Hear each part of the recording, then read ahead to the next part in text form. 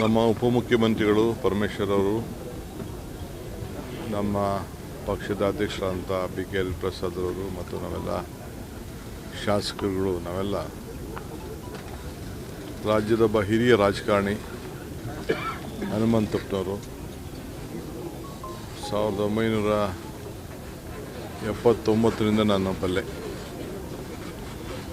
ಅವರು railway commission ಅಧ್ಯಕ್ಷರಾಗಿ ಕೆಲಸ ಮಾಡ್ತಿದ್ರು. ಅದಾದ ನಂತರ ಅವರು ರಾಜ್ಯಸಭಾ ಸದಸ್ಯರಾದರು. ವಿದ್ಯಾರ್ಥಿ ನಾಯಕನಾಗಿದ್ದೆ. ಆಗ ಪಕ್ಕದ ರೂಮಲ್ಲೇ ನಾವು ಬೆಳೆದಂಥವ್ರು. ಅವರು ರಾಜಗೋಪಾಲು, ನಾವೆಲ್ಲ. ಸೊ ಆಗ ಜಾಫರ್ ಶರೀಫ್ ಕೂಡ ನಮ್ಮ ಜಿಲ್ಲೆಯಿಂದ ಆಗ ರಾಜಕಾರಣವನ್ನು ಮಾಡ್ತಿದ್ದರು. ಅವರ ಜೊತೆಯಲ್ಲಿ ಇವರು ಭಾಳ ದೊಡ್ಡ ಅನ್ಯಾಯಿಯಾಗಿ ಎಲ್ಲ ಸಂದರ್ಭದಲ್ಲೂ ಕೂಡ ಎಲ್ಲ ವರ್ಗದ ಜನರ ಬಗ್ಗೆ ಅಪಾರವಾದಂಥ ಪ್ರೀತಿ ವಿಶ್ವಾಸ ಇಟ್ಕೊಂಡು ನಡೆಸಿದರು. ಇವತ್ತು ಅವರು ದೇಹ ಕುಸಿತೋಗಿರ್ಬೋದು, ಆದರೆ ಅವರ ಭಾವನೆಗಳು, ಅವರ ಆಚಾರಗಳು, ಅವರ ವಿಚಾರಗಳು ಇಂದು ಕೂಡ ಬದುಕಿದೆ. ಸೊ ಕಾಂಗ್ರೆಸ್ ಪಕ್ಷದ ಸಂಸದೀಯ ಪಕ್ಷದ ಕಾರ್ಯದರ್ಶಿಯಾಗಿ ಕೂಡ ಅವರು ಸೇವೆಯನ್ನು ಮಾಡಿದ್ದಾರೆ.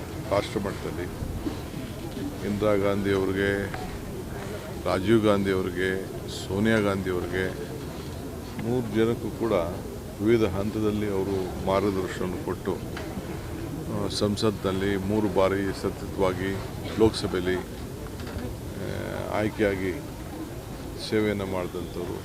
ಇಲ್ಲೂ ಕೂಡ ಚಿತ್ರದುರ್ಗದ ಅನೇಕ ಯೋಜನೆಗಳಿಗೆ, ಕೃಷಿ ಯೋಜನೆಗಳಿಗೆ, ನೀರಾವರಿ ಯೋಜನೆಗಳಿಗೆ ಭಾಳ ದೊಡ್ಡ ಹೋರಾಟವನ್ನು ಕಟ್ಕೊಂಡು ಬಂದು ಅನೇಕ ಸಂಸದೀಯ ವ್ಯವಸ್ಥೆಯಲ್ಲಿ ಬೇಕಾದಷ್ಟು ಬದಲಾವಣೆ ತಂದಂಥ ಸಂದರ್ಭದಲ್ಲಿ ಭಾಳ ಮುನ್ಸೂಚನೆಯಲ್ಲಿ ಅವರು ಸಲಹೆಯನ್ನು ಕೊಟ್ಕೊಂಡು ಬರ್ತಾಯಿದ್ರು.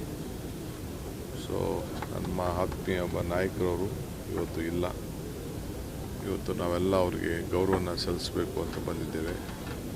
ಭಾಳ ಸರಳ ಜೀವನವನ್ನು ಮತ್ತು ನಿಜಲಿಂಗಪ್ಪನವರ ಇದನ್ನು ಇಲ್ಲಿ ಶಾಶ್ವತವಾಗಿ ಉಳಿಸಬೇಕು ಅಂತೇಳಿ ನಮಗೆಲ್ಲ ಅನೇಕ ಸಂದರ್ಭದಲ್ಲಿ ಸಲಹೆಯನ್ನು ಕೊಟ್ಟಂಥವ್ರು ಕೂಡ ನಮ್ಮ ಹನುಮಂತಪ್ಪನವರು.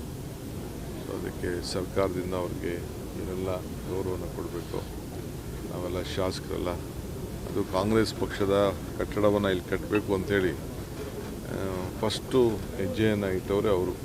ನಮಗೆ ಒಂದು ವೈಯಕ್ತಿಕ ಒಂದು ಸ್ವಂತ ಕಟ್ಟಡ ಇಲ್ಲಿ ಇರಲಿಲ್ಲ.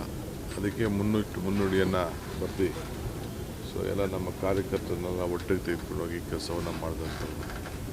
ಸೊ ಅವ್ರ ಆತ್ಮಕ್ಕೆ ಶಾಂತಿ ಸಿಗಲಿ. ಅವರೆಲ್ಲ ಕುಟುಂಬದವ್ರದವ್ರಿಗೆ ಒಬ್ಬ ರಾಜಕಾರಣದಲ್ಲಿ ಯಾರನ್ನೂ ಅವ್ರು ಬೆಳೆಸಲಿಲ್ಲ, ಯಾರನ್ನೂ ತರೋಕ್ಕೆ ಅವ್ರು ಆಸೆ ಪಡಲಿಲ್ಲ. ಬಟ್ ಬೇಕಾದಷ್ಟು ಜನ ನಾಯಕರುಗಳಿಗೆ ಸಹಾಯ ಮಾಡಿದ್ದನ್ನು ನನಗೆಲ್ಲ ನೆನಪುಗಳಿದೆ. ನನಗೆ ದೇಹ ಇಲ್ಲದವರು ಕೂಡ, ದೇಹ ಇವತ್ತಿಲ್ಲದೆ ಹೋದರೂ ಕೂಡ ಅವ್ರು ಮಾಡಿದಂಥ ಕಾರ್ಯಗಳು ಇವತ್ತು ಕೂಡ ನೆನಪಾಗಿ ಶಾಶ್ವತವಾಗಿ ಉಳಿತವೆ.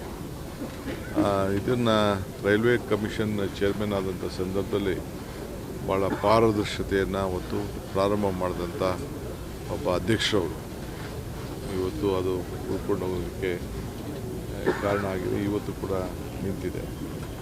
ಅದಕ್ಕೆ ಇವತ್ತು ಅವರೆಲ್ಲ ನಮ್ಮ ಕಾರ್ಯಕರ್ತರೆಲ್ಲ ಭಾಳ ನೊಂದಿದ್ದಾರೆ. ಅವ್ರ ಕುಟುಂಬದವರು ಕೂಡ ನೊಂದಿದ್ದಾರೆ. ಸೊ ಅವರೆಲ್ಲರೂ ಕೂಡ ಧೈರ್ಯ ಕೊಡಬೇಕಾದ್ದು ಸರ್ಕಾರದ ಕರ್ತವ್ಯ.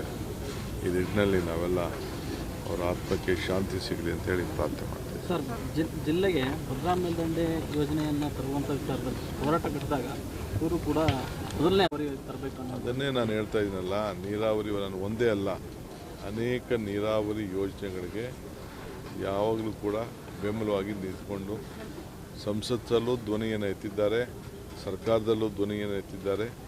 ಅವರು ಎಲ್ಲರೂ ಕೂಡ ಜಿಲ್ಲೆಯಲ್ಲಿ ಒಟ್ಟಿಗೆ ತೆಗೆದುಕೊಂಡು ಹೋಗುವಂಥ ಕೆಲಸವನ್ನು ಅವರು ಮಾಡಿದ್ದಾರೆ. ಸರ್, ಚಿತ್ರದುರ್ಗ ಸೇರಿದಂತೆ ರಾಜ್ಯದಾಗ ಹಲವೆಡೆ ಬರ ತಾಂಡವಾಡ್ತಿದೆ ಸರ್. ಮಳೆ ಆಗ್ತಿಲ್ಲ ಅಂತ ರೈತರು ಹೋರಾಟಕ್ಕೆ ಬರ್ತಾ ಇದೆಯಪ್ಪ. ಇವತ್ತು ಉಪಮುಖ್ಯಮಂತ್ರಿಗಳ ಹತ್ರ ನಾನು ಮಾತಾಡ್ತೀನಿ.